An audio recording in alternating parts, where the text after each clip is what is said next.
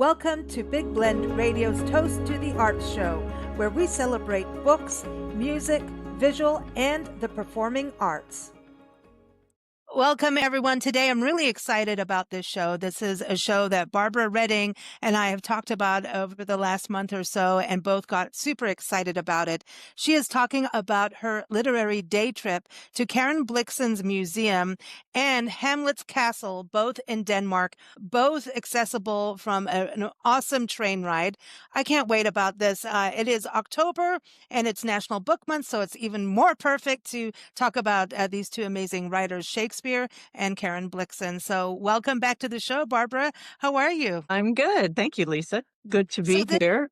It's exciting. So this was all when you were in Copenhagen, right? That you did these trips. Right. Yes. Yeah. It was part of a long trip this summer that I took about 7 to 8 weeks started in Switzerland and then ended up in Scandinavia. And Copenhagen was one of my favorite stops. We spent about 5 or 6 days there. And as much as I loved the city, when I learned that Karen Blixen's estate was just about a 30, 45-minute train ride away, I was like, I could not resist. And then learning about Hamlet's castle being just down the road was like a twofer, perfect twofer. It's an amazing trip that I don't know how many people put together, unless you are literary fans, So this is so exciting. You've got a great article, everyone. It's linked in the episode notes. So is Barbara's website, barbararedding.com. She travels the world. She writes awesome stories. So I encourage you to also follow her on Instagram. That's the best place for social media, right? Is Instagram. Yes, for me. Yes. And sure. It's awesome to follow her because she goes everywhere, So she does. As you just heard, right? So let's start with Karen Blixen. Personally, for Nancy and I, Nancy, my mom and co-host, co-publisher, we lived outside Nairobi in a community named after Karen Blixen called Karen, and actually lived in our first place there. And then we moved to another house, was like one of the cottages of one of the workers that they'd fixed up and everything and became part of the neighborhood. But her plantation was like our backyard. It's such a sad life. And I was a little kid, and I didn't know all of this huge stuff until later, actually, because it was just part of life. But I didn't know all this until, like I said, later. Huh? Yeah, well, I think as I say in my article, that was where I really wanted to go. Well, now I want to go to the museum, her house. You went to her house. Okay, well, I want to go reverse. To the other house. Go to Africa, and you go to Copenhagen. But I had been fascinated by her, and I actually think I read her book before the movie, of course, Out of Africa came out. But particularly after seeing the movie and rereading the book, she was just a fantastic author, just very lyrical and beautiful prose. And I think even, before the movie, I was interested in her writing and her book Out of Africa, as well as some of the other things that she'd written. And so it was just a real treat to be able to go see her house and get more familiar with her on my visit from Copenhagen. Yeah, I wanted to go to her house, but I know it's interesting how she left Africa was tumultuous, her marriage was, awful. Her husband, which was her cousin, right? And that was like a fixed marriage, wasn't it? From what I read, I think there was some push for them to get married, but they were both kind of adventurer types. And I think the idea of them going to Africa was they both wanted to go, and it kind of was the impetus for them to go and for them to get married. My sense was that this was not, two people who fell in love with each other. This was two people who got together for an adventure, more or less. Well, it's interesting because when you went to, is it Kronborg? Am I saying this right? The castle, Kronborg? Yes, Kronborg. Kronborg. Yes. The castle that, Hamlet, it was named the Castle of Ambition, right? And I thought what was interesting is I think the two people we're talking about on here are all about ambition. Here's this castle, yes, ambition, and there's a story behind that. But if I think ambition, I think she was very ambitious because she also went against the norm of what women were supposed to be doing in those times. I think she was, they got married, she was in her mid-20s, which, in Europe in those days was kind of late, which may have been the impetus for them to say, "Hey, we need to you Yeah. need to get married, honey." Um, but Yeah. but yeah, she was, she'd been an artist, she'd done a lot of different things, and, was a very independent woman prior to the marriage, but then going to Africa, and when things didn't work out with her husband, he turned to be an unreliable co-manager of the coffee farm. She took on the responsibility herself. Unfortunately, it was not a success story because the farm failed, but that had more to do with they were trying to grow coffee in a location that was not hospitable Tea. to coffee. Yeah, they did put tea in there later. I remember that they're growing tea, and it was so funny because reading your article, you're like coffee. I'm like, we always looked at it as tea because I think there was tea later in It growing in must have that been. region. Yeah. Uh, that could have been. There were other crops that they talked about as having possibilities, but Mhm. they had started out in coffee. They had some livestock and they did some other things, but it was just not a profitable operation. And Mhm. with it failing, the marriage failing, her also, if those of you who are fans of the movie, her her lover at the time, Dennis Hayden, was also portrayed by Robert Redford, the late great Robert Redford, Aw. and he had died in a plane crash, and all of those things kind of came together, and she basically went home broke, sick, and heartbroken back to Copenhagen to move in with her mother on the family estate. And that the story of what happened in Africa, and then also the rest of her life spent in Copenhagen becoming a writer, really a storyteller. I think what they say about Karen Blixen is that, and what she said about herself, she's a storyteller, and Mhm. the story that she told about her experience in Africa was pretty phenomenal. For you as a travel writer, and you've also, your background in journalism and newspapers, was that amazing to be in her place of writing? Like, was that something that kind of hit home for you? You talk about, imagining her writing in her house and looking out into the garden. And I think like the way her house was set up, it feels like she tried to bring Africa there with all the gardens and the flowers and everything. Yes, I think she did, and I mean, that was one of the reasons I went because I loved her.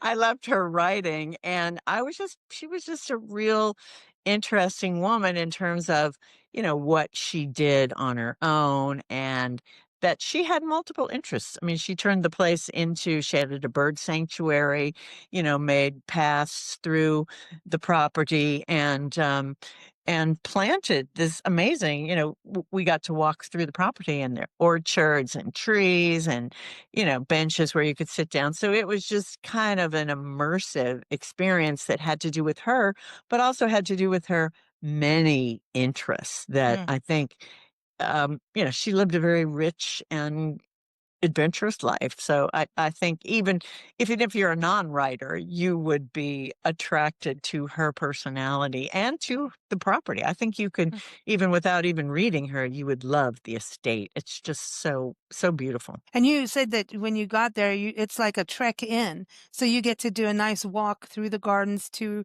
to the actual house. Right. That was when you get off the train at the town, you can basically follow a path through the woods. And it has little signs with her likeness on them. And then you end up in the back of the house, and there's this pond and all the flower gardens. And it's just kind of a spiritual experience, actually walking up to the place in that way. I mean, you can take a cab, you can follow the street, but it's really kind of magical to go through the bird sanctuary and the forest Mm. to her house. I went to Beatrix Potter's house when I was a little girl, and that was that same experience because she had so Hmm. much nature connected and little sculptures of bunnies, of course, right? And things. And as a little girl who had been reading her work, just, I think it did something for me moving forward. And that's just kind of like, I feel like that's where I'm going to end up in is a place with plants and nature and just, kind of solitude though, Yeah, I visited Beatrice Potter's house too a couple of years ago when I was in England, and Really? I loved it. You I know loved what the I'm talking Ginsburg. about Oh then. yes, yes, yes. You could just see Peter Rabbit in that Yeah. garden in the back of the house. Yeah. It was phenomenal. Yeah, so Oh. I really like going to authors' homes and kind of experiencing what their life was like. It really adds a richness Mhm. to what they've written, as well as it's inspiring, I think, as you said. Yeah, no, it's awesome. It's awesome. And the thing too, you learn about her and then hear about like how her end of life, which I know she was not well in Kenya. And Mhm. thanks to her husband, right? Right. So, yeah, let's not talk about that. But dude, it's one of those things that you just get a little bit of anger. She must have had Mhm. some anger at him. Mhm. And Right. so, but I think justice took its way with him. Right. Life has a way of doing that. But her end of Mhm. life, you were saying in her article that she was in a lot of pain at the end of Mhm. life. Mhm. Right. Yeah. It was interesting because I think they described her death in one way, and then when I did a little more research, I think her death kind of mirrored her life in some ways, that she was what she did was very intentional. I mean, she was in pain, so she was taking the painkillers and she had, some other issues, but I could just kind of imagine her at the end with, oysters and champagne at her And bedside painkillers. and painkillers at I mean, it's like, that's it. Like, kind of screw it all, man. Right, right. That was, yeah, kinda like I lived this, I'm just gonna live and die in a very kind of unique way. But one of the other things, and I didn't get into that, but she did travel to the US not too long before her death, and one of the main things she wanted to do was see Marilyn Monroe. No way. I did not know this. Yes, and so there's a big picture of her again, near the end of her life, so she was very thin and but she had the turban on her hair and on her head and there's a picture of her with glamorous Marilyn Monroe and it was just she just had there were certain people and certain things. I mean, she was eccentric. I think that's Hmm. that's one way to put it. And she loved there's a whole wall of her dressed in costumes. She loved to Oh, have parties and she would dress up in, very glamorous kinds of ways. She was just a very interesting person, in her writing as well as in her life. do you know what? Africa also helps you be that way. Probably. Y- Mhm. Because it's really opposite to Mhm. being in refined settings, right? And Mhm. then it's like, then you are eccentric when you do that. But at the same time, you have African royalty and you also have ceremonial um, traditions that happen, with the different cultures. And so you, s- you kind of understand where that comes from after this whole Western civilization thing, right? And Mhm. so that it kind of, all I can say is I completely understand it, having lived there Mhm. and, grown up barefoot in jeans kind of thing out in the bush. And then next thing Uh-huh. there's dress up time and the cultures there celebrate that. They're excited about it. And you're excited Mhm. about what they're doing. So but then it's like, okay, now we're back to normal because we're all, working around in dirt and doing stuff. So it's this whole weird balance, but it is there. And so when I talk about this Western civilization on the cultural side at that time, you've got to look, they had their civilization way of doing things. And she Mhm. understood that. So she really understands the extremes. And when you live in extremes and Kenya is most definitely extreme. The most beautiful thing is probably the most poisonous thing. And so Mhm. I think that also brings in writing. She understands life and death very well. You Mhm. can't not understand life and death when you're in that lifestyle. It's in front of you every single day and really eye-opening things. And it makes you very resilient and very grateful to be alive. And there's a thrill of that. Anything can happen. You could be bitten by a snake and be gone in a second kind of thing. 5 seconds, depending if it's a boomslang or a mamba. So it's this whole weird like thrill of life and death. And you're on that edge all the time And Yeah, I can I imagine. can't I explain did. it. It's, you know. Yeah, I was listening to Out of Africa, Oh, recently, and so that it really brought, the local people coming to the plantation mhm. and having ceremonies, and yeah, it was, fascinating. I've been to South Africa and to Zimbabwe, so I've been in Southern Africa, but have yet to make it to Kenya. It's still on my list. Well, There we'll is, never come yes. back. I'm ready.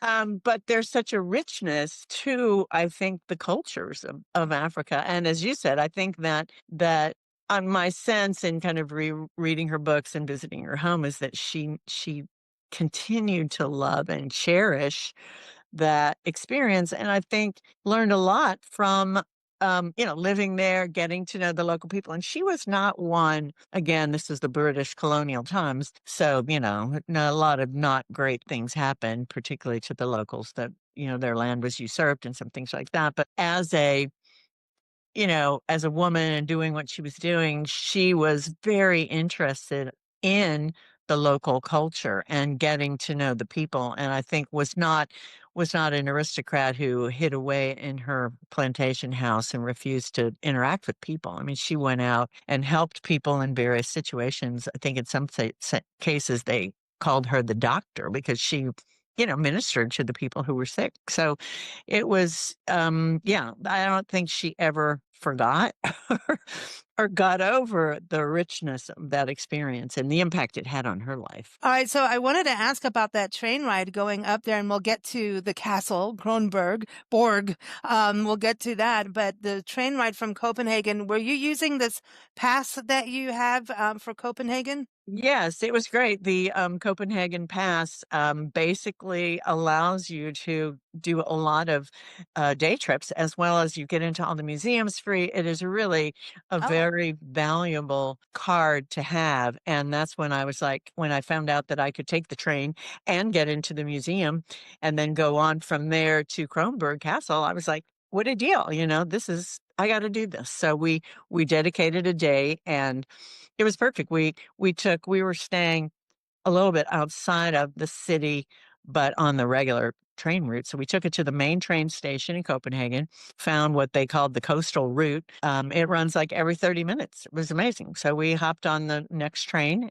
It was less, 30, 45 minutes at the most to get to the Blixen Museum in that town, and then when we were done with that museum, we had lunch at the Blixen Cafe, which was lovely. Really mm, um, local food, just so fresh, homemade desserts and sandwiches. It was really a nice place to have lunch, and then we walked back through the woods and hopped on the train, and another 20, 30 minutes, we were in, Helsingor, which mm. in English is Elsinore, which is what the name in Hamlet is. The name of the castle in Hamlet is called Elsinore. Well, and then just for everyone to know, also the town where Karen Blixen house is Rangstedt. So Yes, check yes. that out. Yeah.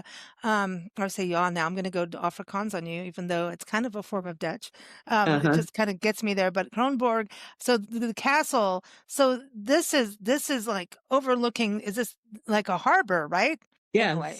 Yes. Yes, and the place is huge. I didn't really know what to expect. And you come out of the train station and you can see it in the distance. I mean, it was a longer walk than we had anticipated because we'd already done a lot of walking when we we So were wear the right shoes. yes, wear the right shoes for sure. And I guess you could probably find a cab, but walking along the waterfront so we could see it, and you could see Sweden from, Uh-huh. from the town, Elsinger. I mean, and the town in Sweden also has a very similar name. And so we could see the ferries going back and forth. I mean, I really wish we'd had time to just hop on the ferry and go to Sweden. But the castle occupies this very prominent spot, and it was built by the Danish king, who basically controlled both sides of the waterway, which is basically a Oresund Sound, which in English is just the Sound, but it's the connective waterway between the Atlantic and the Baltic Sea. And so any ship had business in, any of, northern Germany or any of the other places, had to go through this very narrow channel, and in order to avoid getting bombed by the Danish fort, you had Wow. to pay a toll, so to speak. And as a result, the Danes at that time, and this was 1500s to 1600s, got very wealthy, and that contributed to the enormity of this castle. And it's really quite spectacular. And from what I read, there's no record that Shakespeare actually made it Wow.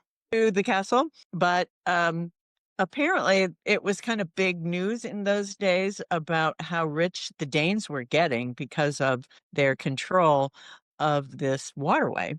And the thinking is that Shakespeare heard about this and was looking for a location Huh. for his play Hamlet, and that's how Hamlet was set in this particular castle. Wow. That's amazing. That's amazing. And so you took a guide, right? A guided tour, which I would think is, since you're in a castle, so you don't get lost. Right. Yeah, it is a big castle. You can go on your own. They have tours, and it is a very popular day trip. Actually, I mean, I wanted to see Karen Blixen, but when I looked up the two, it seems like it's more popular to just go to Hamlet. It maybe is better known than Out of Africa. What, I guess I understand that. But the castle itself is really fascinating, and I think it's one of the biggest and most important, what they call Renaissance castles in Denmark. And they actually, I guess, I know of English castles and French castles. This is my first time in Denmark, and I didn't really know about its Mhm. castles, and it has some pretty spectacular castles. And this, Wow. I think, is one of the biggest, and the setting right on the sea like that is pretty phenomenal. The castle is huge, and it plan on spending, and I really didn't have enough time. I wish I'd had more time there, but it's a good 30-minute walk from the train station, and then um, you Wow. cross the moat. I mean, it's a So long you're ways this out there. is so yeah, this is you Mm. wear those shoes like you were saying, and then once you're in the castle there's steps and there's all of that, but Mhm. I kind of like the walking thing because it lets you know what it was like back in the day, Right. too. And well, I think this is a walking country too, bicycles and feet. Right. And they say that one of the cool things to do, we didn't, and it was a rainy day, so we didn't do it, but is to actually, you can bike all the way Oh, from Copenhagen. Again, Copenhagen, like Denmark, like Holland or the Netherlands, is big on bicycles. And so we did see people, a lot of people on bikes. And that would have, on a nice day, it would be a great, mm, bike ride to go out to the castle. But yeah. and also, as I said, we were there in May, so it was a little early, but in the summer, they have, a local troupe puts on the play, and they have been doing this, I think, since the 1800s. And, some of the really famous British stage actors who have done Hamlet have come to the castle to actually put on the play. So that's Wow, a big that's pretty deal epic. too, is to time your visit to when, and get tickets for the play Hamlet inside the Wow. castle. So it's so Mhm, different than the Shakespeare in the park, which I mhm, think is always fabulous because it's outdoors. I think anything mhm, is a concert, a play, it's outside. There's just this beautiful, I don't know, it's just a beautiful experience. mhm, Being in the castle where that was mhm. the inspiration, that's pretty epic. Now, at the same time, there's some mysteries, and do you think it's haunted? And, because there's always like a spooky side to castles, to me, especially if you go down in the dungeon areas and you see where the prisons were and all that kind of, or the gals and all that kind of gallows or whatever you want to call it, So, it is October. I got to ask, did Yes, you right. pick up any Spooky, spooky vibes? spooky Yeah. vibes. Well, I was curious because, in the sense of, they say, does Hamlet haunt the castle? And of course, he did meet, as did a lot of people in that play, met a pretty bloody and unfortunate death. And to think of it as actually being happening there again, I think it was probably in Shakespeare's imagination that it happened there. But But when you're there, there's an immediacy to that, kind of seeing the grounds and seeing, the setting. It really has that kind of spooky effect on you. And I don't know. I mean, Hamlet could be there somewhere in all of those rooms. And I think I did mention the Danish, I guess king, right? King who was his statue is in the basement, and Denmark has had, great wealth and great power, and Hmm. not so great times, but he's kind of thought of as a folk hero who's going to kind of come back if anything really bad happens to Denmark, that he would come back and save the country. I don't think that happened during World War II when the country was occupied, but maybe in the Yeah. future. You never know. You never know. You never know. Very fun. Well, thank you so much for sharing this, because I know literary lovers are going to love this book. Anybody who knows about out of Africa, even, those are fans of Robert Redford, are going to, feel this as well. But thank you so much. Always fun having you on the show, Barbara. I know you'll be back on soon, so we'll talk more about some of your adventures. But in the meantime, everyone, barbararedding.com is the website you can go to keep up with Barbara's different stories. And also the article is linked in the episode notes. So thank you so much. Always so much fun. Thank you, Lisa. It was so great to talk to you about it. And let's get together and talk about that trip back to Africa. Okay, I'm ready. Okay, I'm ready, but I'm telling you, we may never come home. That's true. That's true. Well, thanks again. Enjoyed it so much. Thanks for listening to Big Blend Radio's Toast to the Art Show. Please keep up with us at bigblendradio.com and keep up with Big Blend magazines at blendradioandtv.com.